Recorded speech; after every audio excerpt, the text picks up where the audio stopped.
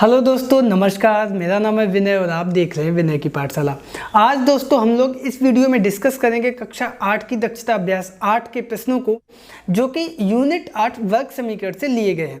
और थोड़ा सा मिक्सिंग है, कुछ बहुत आसान प्रश्न है, कुछ थोड़ा सा कठिन है। तो चलते हैं दोस्तों, बिना देखे शुरू करते हैं आज की क्लास। तो दोस्तों हमारा पहला प्रश्न यहाँ पर दिया गया है, हल कीजिए और वर्ग समीकरण दिया गया है 4 - x की घात 2 = 0। तो यहाँ पे थैंक गॉड कि उत्तर की जांच नहीं पूछी गई है। पिछले वीडियोस में उत्तर की जांच करते करते दिमाग खराब हो गया था। तो चलते देखते हैं। तो 4 - x की घात 2, ठीक है। तो x की घात 2 को हम उधर ले जाएंगे तो 4 = x की घात 2 या x की घात 2 = 4। x की घात 2 = 4 किसकी घात 2 होता है? 2 की घात 2। दोनों तरफ वर्ग है, इसका मतलब x बराबर 2, और चूंकि घात 2 है इसलिए ये मान दोनों चिन्हों में होगा, यानी +2 और -2। या फिर इसको हम एक बार में ही लिख देंगे +-2, और यही हमारा इस प्रश्न का आंसर हो जाएगा। दोस्तों बहुत आसान प्रश्न। तो दोस्तों ये था हमारा प्रश्न नंबर 1, और अब चलते हैं प्रश्न नंबर 2। तो बच्चों हमारा दूसरा प्रश्न यहाँ पर दिया गया है 2 और ब्रैकेट लगा हुआ है छोटा कोष्टक x की घात 2 - 121 = 0। देखो प्रश्न समीकरण जब हमें हल करना है तो कुल मिला के हमें जो है धीरे धीरे स्टेप करके करना क्या होगा कि x की जो पद है वो एक तरफ, बाकी पद दूसरी तरफ ले जाने हैं, ठीक है। तो वही काम हम करेंगे। तो पहले 2 बिल्कुल अलग है, इसका मतलब 2 को हम पहले भेज दें। इधर गुणे में है पूरी संख्या के, तो आगे हो जाएगा बटे में, यानी 0/2, और इधर बचेगा क्या हमारा x की घात 2 - 121। अब 0 में किसी भी संख्या का भाग जाएगा तो वो 0 आएगा, तो 0/2 0 आ गया। इधर x की घात 2 - 121। अब x की घात 2, अब हम 121 को इधर ले जाएंगे तो ये माइनस में है, तो ये हो जाएगा प्लस में। माइनस वाला जब बराबर के उधर जाएगा तो प्लस में हो जाएगा, प्लस वाला उधर जाएगा माइनस में हो जाएगा, गुणा हो जाएगा भाग में हो जाएगा, भाग जाएगा गुणे में हो जाएगा। अब यहाँ पे x की घात 2 और 121 हमारा किसकी घात 2 होगा? हाँ याद होगा आपको, 11 की घात 2, बहुत बार कर चुके हैं। तो अब यहाँ पे भी 2 घात है, इसका मतलब x बराबर जो ये संख्या है वही आएगी, लेकिन दोनों चिन्हों में प्लस और माइनस। तो इसको हमने एक साथ लिख दिया और यही हमारा आंसर आ गया। तो दोस्तों ये था हमारा प्रश्न नंबर 2, और अब चलते हैं इसके अगले प्रश्न यानी प्रश्न नंबर 3। तो यहाँ पे हमारा तीसरा समीकरण दिया गया है 1/x की घात 2 - 6 = 2/x की घात 2 + 2। बहुत ध्यान से देखना।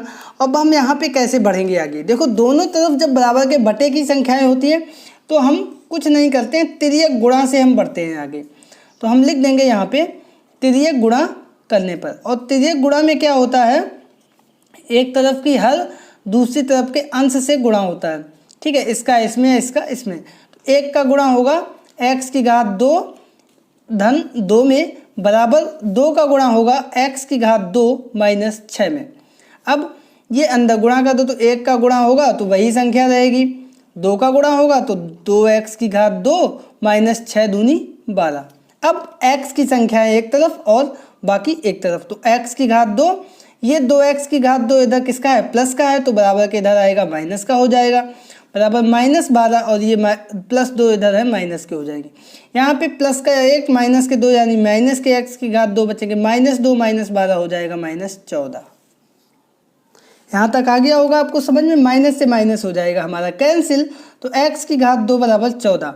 अब यहाँ पे 14 जो है किसी भी संख्या का वर्ग नहीं है, तो ऐसी स्थिति में हम क्या करते हैं, x बराबर वर्गमूल का लगा देते हैं चिन्ह। कई बार हमने आपको बताया ये 14 बराबर हम इसको क्या लिख सकते हैं, वर्गमूल 14 और घात 2। तो इस तरीके से ये वर्गमूल का मेन मतलब क्या होता है, पहले भी हमने आपको बताया 1/2।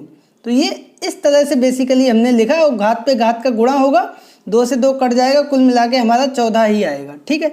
तो इस तरह से आप समझ सकते हैं इसको, और कुल मिला के ये जो है x बराबर आ जाएगा और प्लस माइनस का लग जाएगा चिन्ह, क्योंकि घात 2 है तो आंसर दोनों में आएगा।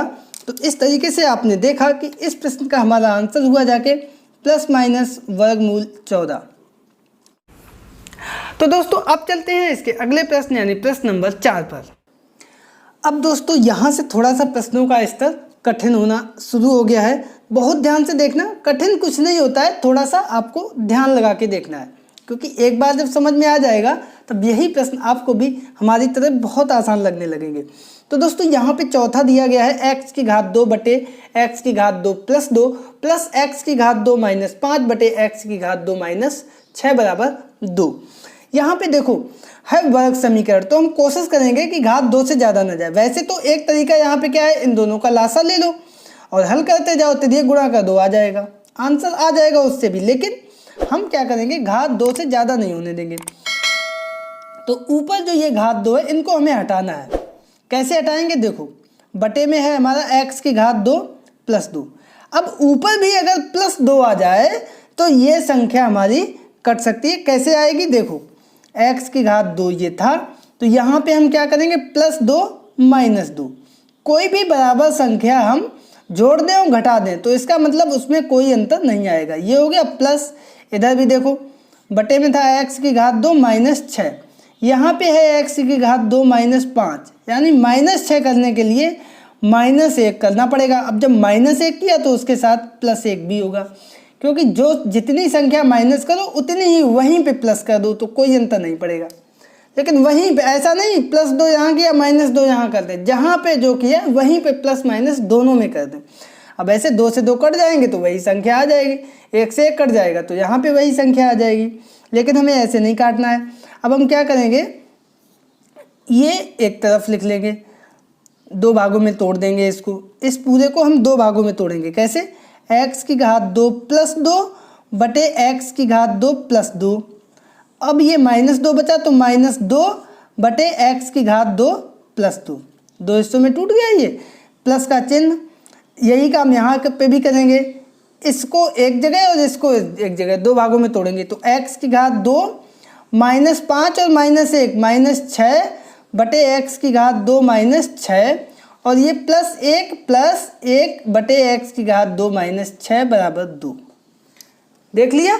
अब आपको समझ में आ गया होगा हमने क्यों प्लस 2 माइनस 2 किया था। ये देखो जो संख्या बटे में वही ऊपर है, x की घात 2 प्लस 2 बटे x की घात 2 प्लस 2, यानी ये दोनों कट गए, 1 आ गया। वही काम आप यहाँ पे भी देखेंगे, x की घात 2 माइनस 6 ऊपर है, माइनस 6 x की घात 2 नीचे है, इसीलिए हमने प्लस 1 माइनस 1 यहाँ पे किया था।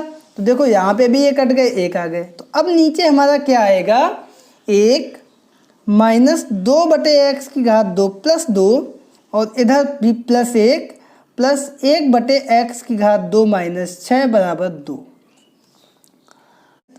अब प्लस 1 और 1 2 इधर है, 1 और 1 2 इधर है, बराबर के दोनों तरफ बराबर है, ये दोनों कट जाएंगे। लेकिन यहाँ ना काटो, ऐसे काट दो, ये तो 2 पहले से ही है, 1 और 1 2 बराबर के इधर जाएंगे, इधर प्लस के इधर हो जाएंगे माइनस के। अब इधर क्या बचा, माइनस 2 बटे x की घात 2 प्लस 2, और ये प्लस 1 बटे x की घात 2 माइनस 6, 2 से 2 कट गए, 0 आ गया इधर। अब इन दोनों में से भी एक पद हम बराबर के उस तरफ ले जाएंगे। क्यों ले जाएंगे, आगे आपको पता चल जाएगा। तो ये प्लस में है, इसको ऐसे ही लिख दो, 1 बटे x की घात 2 माइनस 6 बराबर, ये हम बराबर के उस तरफ ले जाएंगे तो माइनस का प्लस हो जाएगा, तो 2 बटे x की घात 2 प्लस 2। अब देखेंगे, अब आपको थोड़ा थोड़ा समझ में आ रहा होगा कि इतनी प्रक्रिया हमने क्यों की। कुल मिला के हमारा एक उद्देश्य था कि बराबर के दोनों तरफ अंश बटे हर में संख्याएं हो जाएं, जिससे कि हम क्या कर सकें, हाँ, तिर्यक गुणा कर सकें। तो कुल मिला के मेरा उद्देश्य यही था कि हम किसी तरह से तिर्यक गुणा करें और उसके लिए दोनों तरफ अंश बटे हर में संख्याएं हमें मिल जाए। अब हम तिर्यक गुणा कर देंगे तो 1 का गुणा होगा इधर x की घात 2 प्लस 2 में, और 2 का गुणा होगा हमारा इधर x की घात 2 माइनस 6 में। तो ये हो गया हमारा x की घात 2 प्लस 2 एकम 2 बराबर 2x की घात 2 माइनस 6 दूनी 12। अब यहाँ से आपको एक चीज़ समझ में आई, याद है पिछला प्रश्न नंबर 3? नहीं याद है, आपको दिखा रहे हैं, देखो प्रश्न नंबर 3 हमारा सेम टू सेम यही था ना, जो हमारा ये प्रश्न नंबर 4 हो गया है। देखो 1 बटे x की घात 2 माइनस 6 बराबर 2 बटे x की घात 2 प्लस 2। तो इतना हमें जो है पहले करना पड़ा, अब वही प्रश्न हो गया। तो ये प्रश्न तो आपने किया है, बहुत आसान है। तो यहाँ पे अब क्या हो जाएगा, x की घात 2 और ये 2x की घात 2 इधर आएंगे माइनस के बराबर -12, 2 उधर जाएंगे माइनस के, इधर बचेगा -x की घात 2 बराबर -14, x की घात 2 बराबर 14। तो x बराबर वर्गमूल का लग जाएगा चिन्ह और प्लस माइनस ये दोनों आ जाएंगे। x बराबर प्लस माइनस वर्गमूल 14, यानी x बराबर एक प्लस वर्गमूल 14 और दूसरा है माइनस वर्गमूल 14, यही इसका आंसर है। तो दोस्तों ये था हमारा प्रश्न नंबर 4 और अब चलते हैं इसके अगले प्रश्न यानी प्रश्न नंबर 5 पर। तो बच्चों हमारा 5वां प्रश्न है कि x - 2 बटे x plus 2 plus x plus 2 बटे x माइनस 2 बराबर 5 बटे 2। यहाँ पे हम लासा लेके अपना वही काम कर सकते हैं। क्यों, यहाँ पे x की घात 1 है और गुणा करेंगे तो x की घात 2 हो जाएगा। तो x की घात 2 वर्ग समीकरण है, 2 आ जाएगा, कोई दिक्कत नहीं, हम लोग कर लेंगे उस प्रश्न को। तो अब देखो यहाँ पे हम ले लेंगे लासा, तो ये एक ब्रैकेट में x प्लस 2 और दूसरे ब्रैकेट में x माइनस 2, इन दोनों का हो गया आपस में गुणा। ठीक है, अब x माइनस 2 x प्लस 2 ये है ना, तो x प्लस 2 का इसमें भाग जाएगा, तो x प्लस 2 कैंसिल हो जाएगा, कुल मिला के बचेगा x माइनस 2।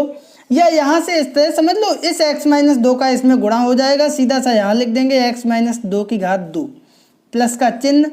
अब ये क्या है कि इसका हम इसमें भाग देंगे तो x माइनस 2 का भाग जाएगा x माइनस 2 में, तो अब की बार x माइनस 2 कैंसिल हो जाएगा, बचेगा हमारे पास x प्लस 2। तो अब इस x प्लस 2 का ऊपर x प्लस 2 में गुणा हो जाएगा, तो आ जाएगा हमारा x प्लस 2 की घात 2। या फिर कुल मिला के ऐसे समझ लो कि इस x प्लस 2 का इस x प्लस 2 में गुणा कर देना है सीधा सा, बराबर 5 बटे 2। अब यहाँ पे देखो कुछ सूत्र लग रहे हैं। पहला तो ये x माइनस 2 की घात 2 a माइनस बी की घात 2 क्या होता है, a की घात 2 माइनस 2ab प्लस b की घात 2। यहाँ पे सूत्र लगेगा हमारा a प्लस b की घात 2 और ये हमारा होता है a की घात 2 प्लस 2ab प्लस b की घात 2, और इस पे सूत्र लगेगा a माइनस बी एक ब्रैकेट में a प्लस b दूसरे ब्रैकेट में, ये हमारा हो जाएगा a की घात 2 माइनस b की घात 2। तो ये तीनों सूत्रों का प्रयोग यहाँ पे होगा। तो उसके लिए हम लोग जो है लिख लेते हैं, इधर बटे का लगा लिया चिन्ह, नीचे आ गया x की घात 2 माइनस 2 की घात 2। ठीक है, अब इधर x की घात 2 माइनस 2 इंटू a की जगह पर है x इंटू b की जगह पर है 2 की घात 2, इधर प्लस x की घात 2 plus 2 into a x b 2 plus 2 की घात 2, यहाँ पे प्लस होगा, बराबर 5 बटे 2। ठीक है, अब देखो ये चीज़ यहाँ पे पूरी प्लस में है और ये चीज़ यहाँ पे पूरी माइनस में है, तो ये दोनों आपस में कट जाएंगे। x की घात 2 और x की घात 2 कितना बचेगा, 2x की घात 2, 2 की घात 2, 2 दूनी 4 और ये 2 दूनी 4, तो ये 4 और 4 हो गए 8। समझ गए, ये कितना आएगा, ये 2 दूनी 4 और ये भी 2 दूनी 4, तो 4 और 4 जोड़ दिए 8 हो गए। यहाँ पे x की घात 2 प्लस 2 दूनी 4 बराबर 5 बटे 2, ये चीज़ आ गई। अब यहाँ से बराबर के एक तरफ अंश बटे हर में है, बराबर के दूसरी तरफ अंश बटे हर में है, तो कुल मिला के यहाँ पे हम क्या कर देंगे, तिर्यक गुणा। कई बार हमने आपको बताया हमारा पहला काम ये होता है कि हम प्रश्न को इस स्थिति में ले आए जिससे हम तिर्यक गुणा कर सकें, और वो स्थिति तब आएगी कि बराबर के एक तरफ अंश बटे हर में हो संख्या और बराबर के दूसरी तरफ अंश बटे हर में हो। तो अब यहाँ से 2 का गुणा इधर होगा और 5 का गुणा होगा इसमें, तो हम करके लिख देते हैं। ये यहाँ पे x की घात 2 माइनस 2 की घात 2 है, तो ये x की घात 2 माइनस 4 होगा यहाँ पे। ठीक है ना, थोड़ा सा गलती हो गई देख। तो अब इसका हम तिर्यक गुणा करेंगे, तो यहाँ पे 2 का गुणा करेंगे 2x की घात 2 प्लस 8 में, 5 का गुणा होगा x की घात 2 माइनस 4 में। अब हमें इसको सिंपल सा हल कर देना है, तो 2 दूनी 4x की घात 2 प्लस 8 दूनी 16 बराबर 5x की घात 2 माइनस 5 चौको 20, 5 का इधर गुणा हो गया। अब x की घात 2 एक तरफ, तो 4x की घात 2, 5 इधर आएंगे माइनस के हो जाएंगे, 5x की घात 2 बराबर माइनस 20 और ये 16 इधर आएंगे, ये भी माइनस के हो जाएंगे।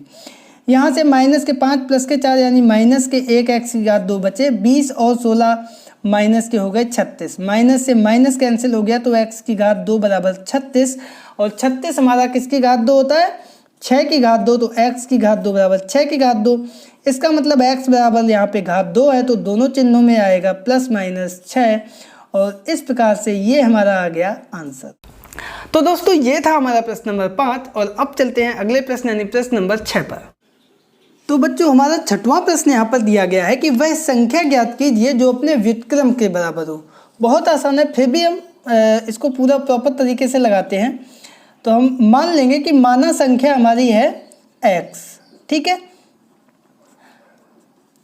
अब हम लिखेंगे प्रश्नानुसार। प्रश्न क्या कह रहा है, संख्या और उसका व्युत्क्रम आपस में बराबर हो। संख्या x और व्युत्क्रम का मतलब 1/x उसका उल्टा। अब यहाँ पे हम करेंगे तिर्यक गुणा, तो इधर x का x में गुणा हो जाएगा, इधर बटे में कुछ नहीं 1 कर देंगे तो 1 का गुणा 1 में हो जाएगा, ठीक है। तो ये हमारा यहाँ से आएगा x की घात 2 बराबर 1 एकम 1, x की घात 2 बराबर 1 यानी 1 की घात 2। यहाँ दोनों तरफ घात 2 है, इसका मतलब x बराबर ±1। तो यहाँ से इसके दो आंसर आ गए, एक तो x बराबर +1 और x बराबर -1। तो यहाँ पे हम लिख देंगे अतः अभीष्ट संख्या जो हम चाह रहे थे वो हमारी आ गई +1 या -1। इसका मतलब ये दोनों संख्याएं ऐसी हैं जो खुद और उसके व्युत्क्रम यानी उल्टा कर दो तो भी आपस में बराबर रहती हैं। तो दोस्तों ये था हमारा प्रश्न नंबर 6। आई होप कि आपको प्रश्न समझ में आया होगा और अब चलते हैं अगले प्रश्न यानी प्रश्न नंबर 7 पर। तो 7वां प्रश्न है कि एक वर्गाकार क्यारी का क्षेत्रफल 16 वर्ग मीटर है, तो इस क्यारी का परिमाप ज्ञात करो। तो सबसे पहले हमें आप लोग ये बताओ कि वर्ग का क्षेत्रफल क्या होता है। याद है ना आपको, वर्ग का क्षेत्रफल होता है हमारा भुजा की घात 2, ठीक है। तो यहाँ से क्या हो जाएगा, वर्ग का क्षेत्रफल हमारा दिया गया है 16 वर्ग मीटर, तो 16 बराबर भुजा की घात 2। अब 16 किसकी घात 2 होता है, 4 की घात 2। तो यहाँ से हमारा आएगा भुजा की घात 2 बराबर 4 की घात 2। तो यहाँ से भुजा हमारी क्या आएगी, 4 मीटर। अब आप ये कहेंगे कि यहाँ पर दोनों आंसर होने चाहिए थे, +4 और -4। तो बच्चों भुजा की लंबाई कभी भी माइनस में नहीं होती है, इसलिए हमारा +4 यानी 4 ही यहाँ पे एक आंसर होगा। अब हमसे पूछ रहा है क्यारी का परिमाप, तो अब हम लिख देंगे अतः वर्गाकार क्यारी का परिमाप। और ये इसका सूत्र क्या होता है ये भी आप लोगों को हमने बताया है, 4 गुणे भुजा। एक भुजा उसको 4 में उस गुणा कर देते हैं, तो 4 और भुजा कितनी निकल के आई, 4 मीटर यानी 4 गुणे 4। तो ये हमारा हो जाएगा 16 मीटर और यही हमारा आंसर आ जाएगा। तो दोस्तों ये था हमारा प्रश्न नंबर 7। आई होप कि आपको प्रश्न समझ में आया होगा और अब चलते हैं अगले प्रश्न यानी प्रश्न नंबर 8 पर। तो 8वां प्रश्न हमारा दिया गया है कि ₹289 को कुछ व्यक्तियों में इस प्रकार से वितरित करना है कि प्रत्येक व्यक्ति को उतने ही रुपए मिले जितनी व्यक्तियों की कुल संख्या हो। तो व्यक्तियों की संख्या ज्ञात करो। दोस्तों याद करो जो एक्सरसाइज 2 पढ़ा रहे थे वर्ग वाली, उसमें हम बता रहे थे जिसमें उतने और जितने आ जाएं, इसका मतलब हमें जो संख्या दी जाती है उसका सीधा सा हमें वर्गमूल निकालना होता है। अब यहाँ पे प्रश्न समीकरण में है तो इसको थोड़ा सा समीकरण बना दो, बाकी करना यही है कि हमें इसका वर्गमूल निकालना है। व्यक्तियों की संख्या पूछ रहा है तो मान लेते हैं, माना व्यक्तियों की संख्या बराबर x। तो अब प्रश्न क्या कह रहा है उसको लिख दो। प्रश्नानुसार x संख्या है और उतने ही जो है उनको रुपए मिल रहे हैं, तो x गुणे x बराबर 289 जो हमें दिया गया है, ठीक है। अब x की घात 2 बराबर 289 किसकी घात 2 होता है आपको याद होगा, 17 की घात 2। अगर नहीं याद है तो भाग विधि से इधर हम लोग करके देख लेते हैं।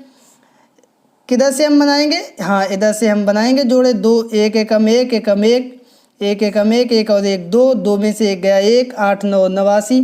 यहाँ पे 7 7 7 7 से 49 की 9 हासिल लगा 4, 7 दूनी 14 और 4 18।